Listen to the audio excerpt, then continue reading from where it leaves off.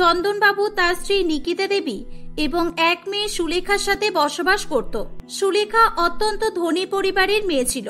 সে যখনই তার বাবার কাছে কিছু আবদার করত, তার বাবা তাকে সেই জিনিসটা দিয়ে দিত। সে যেমন লম্বা ছিল ঠিক তেমনি তার ফিগারও ছিল পুরো হিরোইনদের মতোই। সুলেখা কলকাতার এক নামী বড় কলেজে পড়াশোনা করত।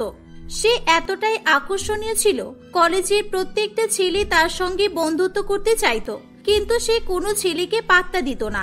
তার শুধুমাত্র 3 জন প্রিয় বান্ধবী ছিল, দোয়েল, রানী ও মিমি। সুলেখা সবসময় তার 3 প্রিয় বান্ধবীর সঙ্গে সময় কাটাতো। এই চল রে, আমরা সবাই মিলে একটা কিট্টি পার্টি করি। সেকেন্ড সেমিস্টারের পরীক্ষা সেই কবে শেষ হয়ে গেছে, সবাই ভ্যাকেশনে চলে গেছে। গোয়া, মানালি, সিমলা, আর আমরা বসে বসে মশা মারছি। ধ্যাৎ, ভালো লাগে না। তুই একদম ঠিক বলেছিস মিমি, আমারও এক ফোঁটাও আর ভালো লাগছে না কলেজে এমন ভাবে বসে থাকতে। ইনফ্যাক্ট সবাই ভাবছে we are not trending anymore. তাহলে দেরি কিসের, চল এনজয় করি। কোথায় পার্টি করতে যাবি বল? নাচ হবে, ড্রিঙ্ক করব, চুটিয়ে মস্তি করব, হেব্বি মজা হবে, চল যাই। দোয়েল, মিমি ও রানী সুলেখার কথা শুনে খুবই খুশি হয়। সুলেখার 3 প্রিয় বন্ধু সুলেখার মতো বড় লোক নয়। তারা 3 জনে সবসময় প্ল্যান করত যে তারা সুলেখার টাকায় খাবে, ঘুরবে, মজা করবে। সুলেখা দোয়েল, রানী ও মিমিকে এতটাই ভালোবাসে যে সে টাকা চিন্তা না করে তাদেরকে সবসময় নিজের টাকা দিয়ে এনজয় করার সুযোগ করে দিত। যতই বলি ঘুরবো, ফান করব, কিন্তু আমাদের 3 জনের একটা সমস্যা যে আমাদের পকেট ফাঁকা, গড়ের মাঠ। ইস সুলেখা, আমাদের যদি তোর মতো একটা টাকাওয়ালা বাবা থাকতো তাহলে আমাদের আর চিন্তা করতেই হতো না। হ্যাঁ ঠিক বলেছিস মিমি। সুলেখা তাদের কথা শুনে খুব রেগে যায়। সবসময় এমন করে বলবি না তো, আমি তোদের টাকা দিয়ে দেব, তোরা পার্টি করতে যাবি, ওকে? সুলেখার বন্ধুরা খুবই খুশি হয়। একদিন রাতে সুলেখা খুব সুন্দর সেজে গুজে পার্টি করতে যাবে বলে রেডি হয়। তখন তার বাবা অফিস থেকে বাড়ি ফিরে আসে। সে তার মেয়েকে অত রাতে অমন সেজে গুজে বাড়ি থেকে বেরোতে দেখে বলে, কিরে মা, এত রাতে এমন সেজে গুজে কোথায় চললি? রাত তো অনেক হয়েছে, এখন বাইরে যেতে হবে না। আমি তোর জন্য গরম গরম মাটন বিরিয়ানি আর চিকেন চাপ এনেছি, খেয়ে ঘুমিয়ে পড়। ইস বাপি, দিলে তো যাওয়ার সময় পেছন থেকে টুকে। আমি দোয়েল, রানী আর মিমির সঙ্গে গ্যাস্ট্রো পাবে পার্টি করতে যাচ্ছি, ওরা এক্ষুনি চলে আসবে। তুমি প্লিজ আমাকে আটকিও না। আর এসব অয়েলি ফুড আমি খাই না, ওকে? তুমি তো জানো ভালো করে। ঠিক সেই সময় দোয়েল, রানী ও মিমি সুলেখার বাড়িতে চলে আসে। তারা সুলেখাকে অনেক ডাকাডাকি করে। সুলেখা তার বাবার কোনো কথাই কোনো কান না দিয়ে দোয়েল, রানী ও মিমির সঙ্গে পার্টি করতে চলে যায়। চন্দনবাবু চাইলেও তার মেয়েকে আটকাতে পারে না। 4 বন্ধু গ্যাস্ট্রো পাবে গিয়ে খুবই নাচানাচি করে, মজা করে, অনেক দামি দামি সুস্বাদু খাবার খায় এবং প্রচুর পরিমাণে ড্রিঙ্ক করে। তারা 4 জনে মিলে 50,000 টাকার বিল করে। সুলেখা সমস্ত বিল পে করে। দোয়েল, মিমি ও রানী নিজের হুঁশে থাকলেও তারা সুলেখাকে এত পরিমাণে মদ খাইয়েছিল যে সুলেখা নিজের হুঁশে ছিল না। কিরে, সুলেখা তো পুরো আউট হয়ে গেছে। এই মাতালটাকে তো এবার বাড়ি পৌঁছাতে হবে, না হলে আঙ্কেল আমাদেরকে খুব বকাবকি করবেন আর সুলেখাকেও আমাদের সাথে মিশতে দেবে না। না না, সুলেখাকে হাতছাড়া করা যাবে না। এর টাকা আছে বলেই তো আমরা এমন এনজয় করতে পারি, না হলে এরকম বড় জায়গায় এসে কিট্টি পার্টি করার কথা আমরা ভাবতেই পারতাম না। চল চল, একে বাড়ি পৌঁছে দিয়ে আসি, আমারও মাথাটা হালকা হালকা ঘুরছে। হ্যাঁ হ্যাঁ চল, রাত হয়েছে অনেক। 3 বন্ধু মিলে সুলেখাকে গাড়িতে করে তার বাড়িতে নিয়ে যায়। চন্দনবাবু এবং নিকিতা দেবী সুলেখার এমন অবস্থা দেখে খুবই রেগে যায়। চন্দনবাবু সুলেখার বন্ধুদেরকে খুবই বকাবকি করে। এদেরকে বলেই বা কি হবে, দোষ আমাদের নিজের মেয়ের। এ না চাইলে একে কেউ কি জোর করে ড্রিঙ্ক করাতে পারবে? পরকে দোষ দেওয়ার আগে নিজের ঘরকে দোষ দিতে হয়। হে ঈশ্বর, জীবনে কি এমন পাপ করলাম যে নিজের মেয়েকে মাতাল অবস্থায় দেখতে হচ্ছে। সুলেখার বন্ধুরা আস্তে আস্তে সেখান থেকে চলে যায়। সুলেখার বাবা মা তাকে লেবুর জল খাওয়ায়। কিছুক্ষণ পর সুলেখার হুঁশ ফিরে আসে, কিন্তু মাথা ব্যথায় সে বিছানা থেকে মাথা তুলতে পারে না। চন্দনবাবু ও নিকিতা দেবী সুলেখাকে অনেক বকাবকি করে, কিন্তু সুলেখা তার বাবা মায়ের কোনো কথাই পাত্তা দেয় না। সে ফোন নিয়ে তার প্রিয় 3 বন্ধুদের বাড়ি পৌঁছানোর খবর নেয়। এই দেখে তার বাবা খুবই রেগে যায়। এই 3টে বন্ধুই আমার মেয়ের কাল হয়েছে। এই আগাছাগুলো না থাকলে আমার মেয়ে এমন ড্রিঙ্ক করা শিখতো না। যত সব বাজে বন্ধু বান্ধব, এমন বন্ধু থাকার চেয়ে না থাকাই ভালো। ও ড্যাড, কাম অন, এখনকার দিনে ড্রিঙ্ক করা তো কোনো বিগ ইস্যু নয়। সো প্লিজ আমার বন্ধুদেরকে দোষ দিও না। সুলেখা তার বন্ধুদের নামে কোনো বদনাম শুনতে চাইতো না। তার বাবা মা রাগ করে সেখান থেকে চলে যায়। সুলেখা প্রায় প্রত্যেক দিন তার বন্ধুদের সঙ্গে পার্টি করে ড্রিঙ্ক করে বাড়িতে মদ্যপ অবস্থায় ফিরে আসতো। তার বাবা মা তাকে টাকা দিতে না চাইলে সে সুইসাইড করবে এমন ভাবে তার বাবা মাকে ব্ল্যাকমেল করত এবং হাজার হাজার টাকা নিয়ে 3 প্রিয় বান্ধবীর সঙ্গে রোজ শহরের বড় বড় গ্যাস্ট্রো পাবে কিটি পার্টি করতে যেত। এভাবেই অনেক দিন কেটে যায়। সুলেখাদের কলেজে প্রম নাইট ইভেন্ট চলে আসে। সুলেখার বন্ধুরা তার জন্য প্রম পার্টনার খোঁজার জন্য তাকে নিয়ে ছেলে বাছাই করতে শুরু করে। কলেজের সব ছেলেরাই সুলেখার সঙ্গে প্রমে যাওয়ার জন্য ব্যস্ত হয়ে ওঠে। বাবা সুলেখা, তোর কি হাই ডিমান্ড কলেজে দেখেছিস? তোর সাথে প্রমে গিয়ে ডান্স করবে বলে সেই আনন্দে তোর পার্টনার হতে সবাই চাইছে। এমন হলে আমরা তো আর ছেলেই পাবো না। হ্যাঁ এক্স্যাক্টলি, তোর রূপের কিছুটা হলেও তো আমাদের ধার দিতে পারিস। সুলেখা তার বন্ধুদের কথা শুনে হাসতে শুরু করে। ঠিক সেই সময় কলেজের 2nd সেমিস্টারে নতুন ভর্তি হওয়া একটি ছেলে ইউফ তাদের কাছে আসে। ইউফ অত্যন্ত মেধাবী প্রকৃতির ছেলে ছিল। তার সাজ পোশাকের অত বাহার ছিল না, তাকে দেখতেও তেমন সুন্দর নয়। 4 বন্ধু ইউফকে দেখে খুবই হাসাহাসি করতে শুরু করে। এসব কি রে, তুইও কি সুলেখার পার্টনার হতে চাস নাকি? ইস, মাথায় কেমন চপচপ করে তেল মেখেছে, শখ কম না, সুলেখার পার্টনার হতে এসেছে। এই ছেলেটাকে আমি মাইনাসে মার্কস দেব। আমার খেয়ে বসে কাজ নেই, আমি এর সাথে প্রমে যাব? যা ভাগ এখান থেকে। আয়নায় গিয়ে নিজের মুখ দেখ, তারপর আমার পার্টনার হতে আসবি। যা ভাগ বলছি। সুলেখা ও তার বন্ধুদের কথা শুনে ইউব খুবই রেগে যায়। চুপ করুন, আমার বয়ে গেছে তোমার সাথে প্রেম করতে। তোমার মতো মাতাল মেয়ের সঙ্গে প্রেম করলে আমার সারা কলেজে বদনাম হয়ে যাবে। সারা কলেজের সবাই জানে তুমি মাতাল, আর আমি কিনা তোমার পার্টনার হব? ছি, আমি জাস্ট লাইব্রেরির অ্যাড্রেসটা জিজ্ঞাসা করতে এসেছিলাম। ইউব সুলেখাকে অনেক খারাপ খারাপ কথা শুনিয়ে সেখান থেকে চলে যায়। সুলেখা এত অপমানিত হয়ে খুব রেগে যায় এবং 3 বান্ধবীর সঙ্গে একা একাই প্রমে চলে যায়। সেদিন থেকে সুলেখা ও তার বন্ধুরা ইউবের সঙ্গে অত্যন্ত খারাপ ব্যবহার করে। ছেলেটার সাহস কম নয়, সবাই কলেজে সুলেখা বলতে পাগল। আমি একবার তাকালেই সেখানে সব ছেলেরা অজ্ঞান হয়ে যায়, আর এই ইডিয়েটটা আমাকে পাত্তাই দেয় না। কত অসভ্য! পড়াশোনায় একটু ভালো বলে এত অহংকার। ছাড় তো, তুই ওই মিডল ক্লাসের কথাই কিছু মনে করিস না। চল আমরা আবার আমাদের কিট্টি পার্টি করি, মজা করি, এনজয় করি। অনেকদিন ড্রিঙ্ক করিনি, চল একটু সবাই মিলে ড্রিঙ্ক করে আসি, মাইন্ড রিফ্রেশ হয়ে যাবে। 4 বন্ধু মিলে আবার তাদের উশৃঙ্খল কিট্টি পার্টি করতে শুরু করে। এরকম ভাবে রোজ রোজ কিট্টি পার্টি করতে করতে তারা 4 বন্ধু মদের প্রতি আসক্ত হয়ে পড়ে। তাদের ফাইনাল পরীক্ষা এগিয়ে আসে। কিট্টি পার্টি করার চক্করে সুলেখারও কোনো পড়াশোনা হয় না। তার প্রিয় 3 বন্ধুরও পড়াশোনা মাথায় উঠেছিল। একদিন সুলেখা কোনো উপায় না পেয়ে তার 3 বন্ধুর সঙ্গে ইউভের নোট চুরি করতে যায়। ইউভ তাদের নোট চুরি করতে দেখে ফেলে। রোজ রোজ এমন কিটিপাটি করছো যে আমার নোট চুরি করতে হচ্ছে? আমায় বলতে পারতে, আমি তোমাদের নোট দিয়ে দয়া করতাম। চুরি করার প্রয়োজন ছিল না তো। সুলেখা ম্যাডাম আমার নোট চুরি করতে এসেছে, বাহ ভালোই। সুলেখার ইউভের কথা শুনে খুবই খারাপ লাগে। ইউভ তাদেরকে নোটস দিয়ে হেল্প করে। সুলেখা ও তার বন্ধুরা ইউভের নোটস পড়ে পাশ করে যায়। সুলেখার ধীরে ধীরে ইউভকে ভালো লেগে যায়। সে ইউভের সাথে সময় কাটাতে শুরু করে। তার সাথে ইউভের খুব ভালো বন্ধুত্ব হয়। ইউভেরও সুলেখাকে ভালো লেগে যায়। তাদের বন্ধুত্ব ধীরে ধীরে গভীর হয়ে ওঠে।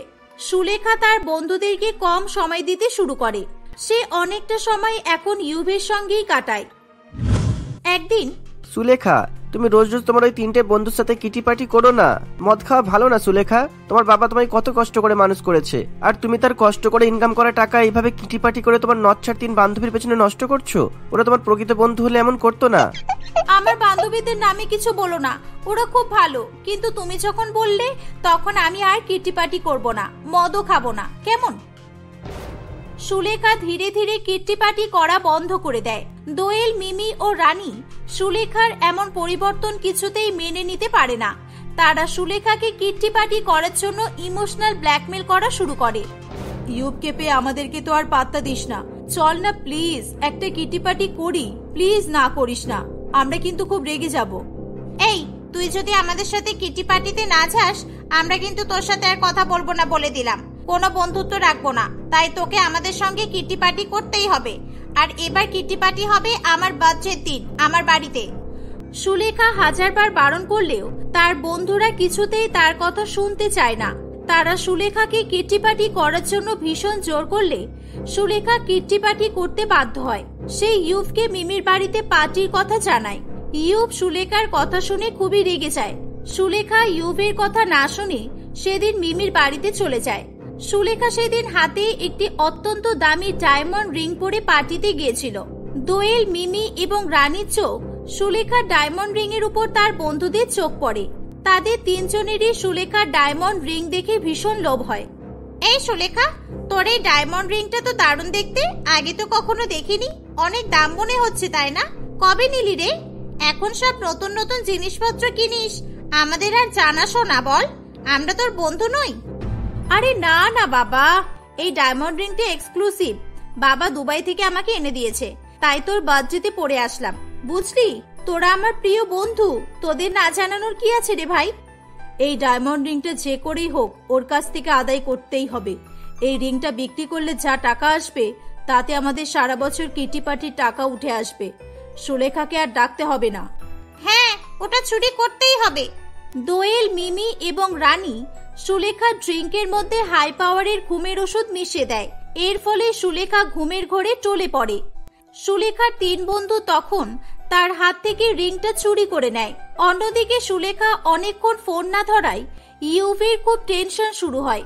সে সুলেখাকে বারে বারে ফোন করতে থাকে, কিন্তু কিছুক্ষণ পরেই তার ফোন সুইচ অফ বলে। ঘুমের ওষুধ অনেক বেশি হাই পাওয়ারের হওয়ায় সুলেখার জ্ঞান ফিরে আসতে চায় না। দোয়েল, রানী ও মিমি খুব ভয় পেয়ে যায়। তারা তিনজন মিলে সুলেখাকে গাড়ি করে নিয়ে এসে রাস্তার ধারে শুইয়ে রেখে দেয়। ইউব সুলেখাকে আনার জন্য মিমিদের বাড়ির দিকে যাবে সেই সময় রাস্তার ধারে সে সুলেখাকে শুয়ে থাকতে দেখে। এই দেখে সে দৌড়ে সুলেখার কাছে ছুটে আসে। এই সুলেখা, কি হলো তোমার? প্লিজ চোখ খোলো, কি হলো? ইউব সুলেখাকে নিয়ে হসপিটালে চলে যায়। অন্যদিকে দোয়েল, মিমি ও রানী খুবই টেনশন করতে শুরু করে। আরে ছাড় তো, এত চিন্তা করছিস কেন? ওই মেয়ে আর বাঁচবে না। আর কারোর কাছে কোনো প্রমাণও নেই যে ও এখানেই ছিল। ওর বাবা আর মা চাকরি সূত্রে আমেরিকাতে গেছে। ওর বাবার কিছুই যায় আসবে না। আর রইল বাকি ওই মিডল ক্লাস ইউভের, ও আমাদের কিছুই করতে পারবে না। চিকিৎসা করার পর সুলেখার জ্ঞান ফিরে আসে।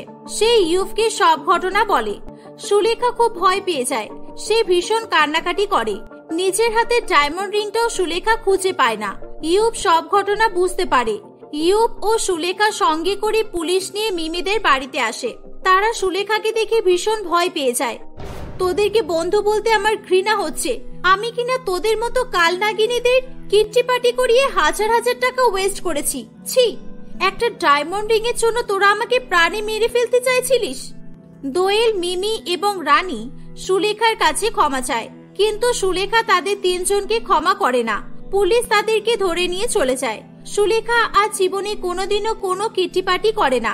চন্দন বাবু ও নিকিতা দেবী ইউভের সাথে সুলেখার বিয়ে দিয়ে দেয়। তারা সুখে শান্তিতে বসবাস করতে থাকে। রিম্পা তার বাবা মনোহর বাবু এবং মা পুষ্পিতা দেবীর সঙ্গে বাস করত। মনোহর বাবুর ন্যাশনাল হাইওয়ের পাশে একটা ছোট ধাবা ছিল। হাইওয়ের পাশেই ধাবাটি অবস্থিত হওয়ায় সেখানে সচরাচর লোকজনের ভিড় থাকতো। তার ধাবায় ভাত, রুটি, নানান রকমের সবজি, মাছ, মাংস সবকিছুই বিক্রি হতো। কিন্তু তার ধাবার সবচেয়ে বেস্ট আইটেম ছিল ডাল রুটি। তার ধাবা ডাল রুটির জন্যই প্রসিদ্ধ ছিল।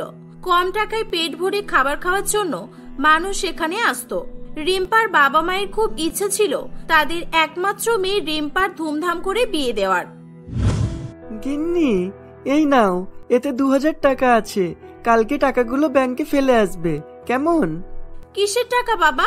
প্রত্যেক মাসে মাসে দেখি তোমরা ব্যাংকে টাকা জমাও। তোমরা কিসের জন্য টাকা জমাচ্ছ? তোর বিয়ের জন্য রে মা। তুই আমাদের একমাত্র মেয়ে। তোর বিয়ে নিয়ে অনেক স্বপ্ন আমাদের। আমরা তোর বিয়ে খুব ধুমধাম করে দেব।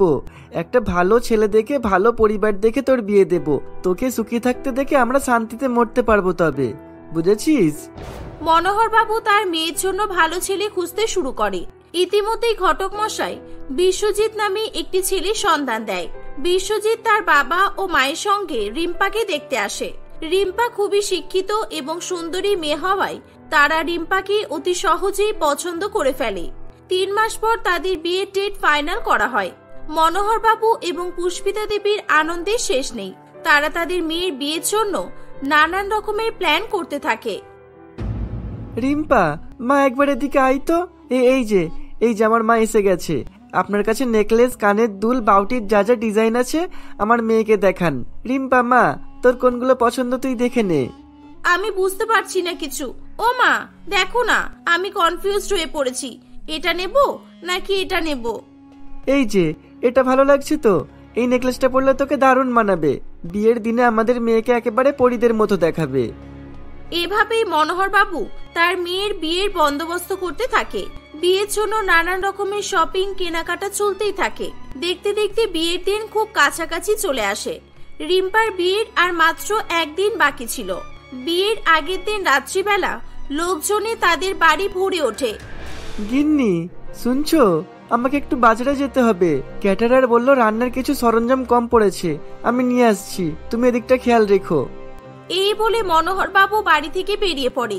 তাড়াহুড়ো করে রাস্তা পার হতে গিয়ে তার একটা বড়সড় ধরনের অ্যাক্সিডেন্ট হয় এবং সে সেখানেই মারা যায়। রিম্পা এবং তার মা কান্নায় ভেঙে পড়ে। রিম্পার বিয়ে নিয়ে দেখা তার বাবার স্বপ্নগুলো সেখানেই থমকে যায়। সেদিন অনেক রাত হয়ে যাওয়ায় পরের দিন অর্থাৎ রিম্পার বিয়ের দিনকেই মনোহর বাবুর সৎকারের ব্যবস্থা করা হয়। রিম্পা যার সঙ্গে বিয়ে হওয়ার কথা ছিল অর্থাৎ বিশ্বজিৎ এবং তার বাবা মা সেখানে আসে। আপনাদের পরিবারের অবস্থা দেখে খুবই খারাপ লাগছে আমাদের, কিন্তু আমরা আপনাকে একটা কথা জানাতে এসেছি। জানি কথাটা শুনে আপনার খারাপ লাগবে। আপনার মেয়ের সঙ্গে আমি আমার ছেলের বিয়েটা দিতে পারবো না। এ কি বলছেন দিদি? এমন করবেন না দয়া করে। আমার মৃত স্বামীর আত্মা শান্তি পাবে না।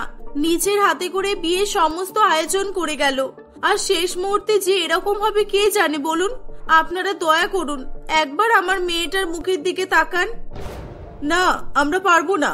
আপনার মেয়ে আসলে লগ্ন ভ্রষ্টা। বিয়ের আগের দিনই বাবাকে খেয়ে ফেলেছে। আপনার মেয়ে একটা অপয়া।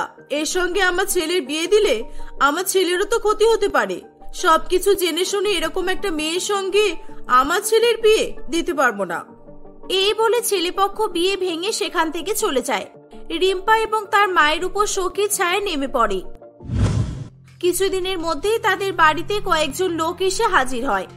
মনোহর বাবু মেয়ের বিয়ের জন্য আমার কাছ থেকে 3 লক্ষ টাকা ধার করেছিল, কিন্তু মনোহর বাবু তো মারা গেলেন। এবার সেই টাকাটা তাহলে কে শোধ করবে? কি 3 লক্ষ টাকা ধার করেছিল? কিন্তু এই ব্যাপারটা তো উনি আমাকে কিছুই জানাননি। জানিয়েছি কি জানাইনি সেটা আপনাদের ব্যাপার। আমার কাছে সমস্ত ডকুমেন্ট আছে, আপনি দেখে নিতে পারেন। মনোহর বাবু যেহেতু নেই, টাকাটা কে শোধ করবে সেটাই আগে বলুন। এমন বলবেন না। আমাদের অবস্থাটা দেখতে পাচ্ছেন তো। আমাদের উপর একটু দয়া করুন। আমরা খুবই অসহায় হয়ে পড়েছি। এখন আমরা আপনার 3 লক্ষ টাকা কিভাবে দেব বলুন? এখন আমাদের সংসার চলবে কিভাবে? আমরা সেই চিন্তাতেই পাগল হয়ে যাচ্ছি। মা, তুমি একটু চুপ করো। আপনারা চিন্তা করবেন না, আপনাদের টাকা আমি শোধ করব, কিন্তু তার জন্য আমাকে 6 মাস সময় দিতে হবে। সময় না দিলে আমি কিছু করতে পারবো না। আমি আমার বাবার ধাবাটা আবার নতুন করে চালাবো। ঠিক আছে, আমরা তাহলে 6 মাস পরে আবার এখানে আসবো, আর টাকাটা যেন রেডি থাকে। এই বলে পাওনাদাররা সেখান থেকে চলে যায়। কি রে, তুই ধাবা চালাবি কিভাবে? তোর বাবা অনেক পরিশ্রম করতো। ধাবাতে নানান রকমের আইটেম রান্না হতো। তুই কি তোর বাবার মতো অত রান্না করতে পারবি? তাছাড়া এখন নতুন করে ধাবা খোলার জন্য অত পুঁজি দরকার। অত পুঁজি আমরা কোথায় পাবো? মা, আমাদের ধাবায় অনেক রকমের আইটেম বিক্রি হতো ঠিকই, কিন্তু আমাদের ধাবার ডাল রুটিটাই সবাই পছন্দ করত। তাই আমি কম টাকা দিয়েই শুধুমাত্র ডাল রুটি বিক্রি করব। কিন্তু মা, তোমাকে আমার সঙ্গে ধাবায় কাজ করতে হবে। পরের দিন থেকে রিম্পা তার মায়ের সঙ্গে তাদের ধাবাটা চালাতে শুরু করে। তাদের ধাবায় এখন শুধুমাত্র ডাল এবং রুটি বিক্রি হয়। রিম্পা দেখতে খুবই সুন্দরী হওয়ায় তার দোকানে অনেক অনেক পুরুষ মানুষেরা এসে ভিড় করত। রিম্পার সৌন্দর্য সকলেরই দৃষ্টি আকর্ষণ করত। এমনই একদিন, কিরে ভাই, তুই আমাকে কোথায় নিয়ে এলি? এরকম একটা ভাঙাচোরা ধাবায় খেতে এলি? দূর, এখানে খাবো না, চল অন্য কোথাও যাই। না রে ভাই, ধাবাটা ভাঙাচোরা হতে পারে, কিন্তু এখানকার আইটেম খুবই ভালো। একেবারে ঝাক্কাস আইটেম দেখতে পাবি। কিন্তু এখানে তো শুধু লেখা আছে ডাল রুটি পাওয়া যায়। তুই আমাকে অত দূর থেকে ডাল রুটি খাওয়ানোর জন্য নিয়ে এলি? না রে ভাই, ডাল রুটি খাওয়াতে নয়, তরুণ সুন্দরী ডাল রুটিওয়ালি তোকে দেখাতে নিয়ে এলাম। একটু পরেই দেখতে পাবি। এই যে এখানে 2 প্লেট ডাল রুটি। একটা খুব সুন্দর দেখতে ফুলটুসি মেয়ে ডাল রুটি বিক্রি করে। ওই ফুলটুসিকে দেখতে দেখতেই ডাল রুটি খেলে মনে হবে না যে তুই ডাল রুটি খাচ্ছিস, এমন ফিল হবে যেন রাজভোগ খাচ্ছিস, বুঝলি? রাজভোগ। ওই তো ভাই, আসছে আসছে, ডাল রুটি নিয়ে আসছে। আরে তাই তো, কি মাল রে ভাই। এই যে আপনাদের 2 প্লেট ডাল রুটি। আপনাদের কি আর কিছু লাগবে? আপনাদের কোনো সমস্যা হলে আমাকে বলতে পারেন। হ্যাঁ, আসলে আমার খুব সমস্যা হচ্ছে। কি সমস্যা বলুন? আসলে আমার হাতে খুব ব্যথা। তুমি যদি তোমার ওই নরম নরম সুন্দর হাতে আমাকে ডাল রুটি খাইয়ে দাও তাহলে খুব ভালো হতো আর কি। এটা শুনে রিম্পা খুবই রেগে যায়। আপনারা কি আমার সঙ্গে ফাজলামি করছেন? এখানে খাবার খেতে এসেছেন নাকি বেয়াদবি করতে এসেছেন? আরে আরে, তুমি রেগে যাচ্ছ কেন? আমাকে খাইয়ে দেবার জন্য আমি এক্সট্রা টাকা দেবো তো। রিম্পা খুব রেগে যায় এবং কোনো কিছু না বলে সেখান থেকে চলে যায়। সে তার মাকে কেঁদে কেঁদে বলে, মা, আমার একদম ভালো লাগছে না। পৃথিবীতে ভালো মানুষ নেই। আমাদের ধাবায় যারা ডাল রুটি খেতে আসে তারা সবাই আমার উপর খারাপ নজর দেয়। আমি ভাবছি আমি এবার অন্য কোনো কাজ করব। অন্য কিছু? কি কাজ করবি? এই ধাবাটা চালিয়ে আমাদের ভালো টাকা ইনকাম হচ্ছে। ভুলে যাস না, আমাদেরকে দেনা শোধ করতে হবে। হাতে মাত্র 6 মাস সময় আছে। যে যা করে করুক না, তুই কোনো দিকে না তাকিয়ে নিজের কাজ করবি। আর তুই যদি ধাবাতে না থাকিস তাহলে তো ধাবায় লোকজন আসা বন্ধ হয়ে যাবে, কারণ তুই ভালো করেই জানিস ধাবায় সবাই তোকে দেখার জন্যই আসে। রিম্পা বাধ্য হয়ে তার মায়ের কথা মেনে নেয়। তার সঙ্গে প্রত্যেক দিনই কেউ না কেউ বাজে ব্যবহার করত। এমনই একদিন তাদের ধাবায় রাম সিং নামে এক মধ্যবয়সী লোক তার কিছু সঙ্গীদের নিয়ে সেখানে আসে। এই যে এখানে 4 প্লেট স্পেশাল ডাল রুটি দিয়ে যাও। কিছুক্ষণের মধ্যেই সেখানে পুষ্পিতা দেবী ডাল রুটি নিয়ে আসে। এই নিন বাবু, আপনাদের স্পেশাল ডাল রুটি। আচ্ছা, আপনাদের মিনারেল ওয়াটার লাগবে? এ কি মাসিমা, আপনি শুধু শুধু কষ্ট করতে গেলেন কেন? আপনি আমাদের জন্য ডাল রুটি নিয়ে এলেন কেন? আপনার মেয়েকে পাঠান। আপনার এই বয়সে বিশ্রাম নেওয়া উচিত। বেকার বেকার শুধু শুধু কষ্ট করছেন। আপনার সুন্দরী মেয়েকে পাঠান, আমরা সবাই বেশি করে টিপ দেব। যান যান। এটা শুনে পুষ্পিতা খুবই রেগে যায়। না, আমার মেয়ে আসবে না। ওর কাজে ব্যস্ত আছে, আর এটা আমার কাজ। এই কাজ করতে আমার কোনো অসুবিধা নেই। আপনাদের খাওয়ার হলে খান, আর না হলে এখান থেকে যেতে পারেন। এই কথা শুনে রাম সিং খুবই রেগে যায়। সে সেখান থেকে উঠে তার সঙ্গীদের নিয়ে সোজা রিম্পার কাছে আসে। তখন রিম্পা ডাল রুটি রান্না করতে ব্যস্ত ছিল। এ কি, আপনারা রান্নাঘরের মধ্যে এলেন কেন? কি চাই আপনাদের? তোমাকে চাই সুন্দরী, তোমাকে। ছাড়ো এসব, ডাল রুটি তৈরি করা বন্ধ করো। এইভাবে ডাল রুটি বিক্রি করে কত টাকা পাও তুমি? তুমি আমার সঙ্গে চলো, তোমার যত টাকা চাই আমি তোমাকে দেব। রিম্পা খুবই রেগে যায় এবং রাম সিং এর গালে চড় মারে। তোর এত বড় সাহস, তুই আমার গালে চড় মারলি? এই ধর সবাই একে, গাড়িতে তোল। রিম্পাকে সবাই জোর করে গাড়িতে তোলার চেষ্টা করে। পুষ্পিতা দেবী কোনো রকমে রিম্পাকে রক্ষা করার চেষ্টা করতে থাকে। রিম্পা যে কোনো উপায়ে সেখান থেকে পালিয়ে যায়। রাম সিং এবং তার সঙ্গীরাও রিম্পার পেছনে পেছনে দৌড়াতে থাকে। রিম্পা দৌড়াতে দৌড়াতে হাঁপিয়ে যায়। সে রাস্তার মাঝখানে একটা গাড়ির সামনে চলে আসে। গাড়ি থেকে বিশ্বজিৎ নেমে আসে। বিশ্বজিৎ রিম্পাকে এমন অবস্থায় দেখে অবাক হয়ে যায়। বাঁচাও, আমাকে বাঁচাও, ওরা আমাকে ধরে নিয়ে চলে যাবে। রিম্পা, কি হয়েছে তোমার? তুমি এরকম ভাবে হাঁপাচ্ছ কেন? আর তোমাকে কে ধরে নেবে? কি হয়েছে আমাকে বলো। আচ্ছা, তুমি আগে গাড়িতে ওঠো দেখি। রিম্পা বিশ্বজিতের গাড়িতে উঠে পড়ে এবং বিশ্বজিৎকে সবকিছু জানায়। ততক্ষণে সেখানে পুলিশ এসে হাজির হয়। পুষ্পিতা দেবী আগেই বুদ্ধি করে পুলিশকে ফোন করে দিয়েছিল। পুলিশ রাম সিং এবং তার সঙ্গীদের ধরে নিয়ে চলে যায়। রিম্পা তার সঙ্গে ঘটে যাওয়া সবকিছুই বিশ্বজিৎকে জানায়। আমাকে ক্ষমা করে দাও রিম্পা। আজকে তোমার সঙ্গে যা যা হলো, বা এর আগে তোমার আর তোমার মায়ের সঙ্গে যা যা হয়েছে, এসবের জন্য শুধুমাত্র আমার বাবা মা দায়ী। বিশ্বাস করো, আমি তোমাকে বিয়ে করতে চেয়েছিলাম, কিন্তু বাবা মায়ের জন্য আমি বাধ্য হয়ে বিয়েটা করতে অস্বীকার করেছিলাম। শুধুমাত্র আমার জন্য একটা পরিবার তছনছ হয়ে গেল। আমি তোমাকে বিয়ে করতে চাই রিম্পা, তুমি দয়া করে আমাকে ফিরিয়ে দিও না প্লিজ। রিম্পা এবং তার মা বিশ্বজিতের কথা শুনে খুবই খুশি হয়। আমি তোমাকে আর ধাবা চালাতে দেব না। ডাল রুটি বিক্রি করার কোনো প্রয়োজন নেই। আর আপনি মা আমার সঙ্গে আমাদের বাড়িতে থাকবেন। আপনি আমাদের বাড়িতে আমার মায়ের মতোই থাকবেন, কেমন? বিশ্বজিৎ রিম্পাকে বিয়ে করে এবং রিম্পা ও তার মাকে বাড়িতে নিয়ে আসে। বিশ্বজিৎ তার বাবা মাকে অনেক বোঝানোর পর তার বাবা মা রিম্পাকে মেনে নিতে বাধ্য হয় এভাবেই সবাই মিলে হাসি খুশি বসবাস করতে থাকে।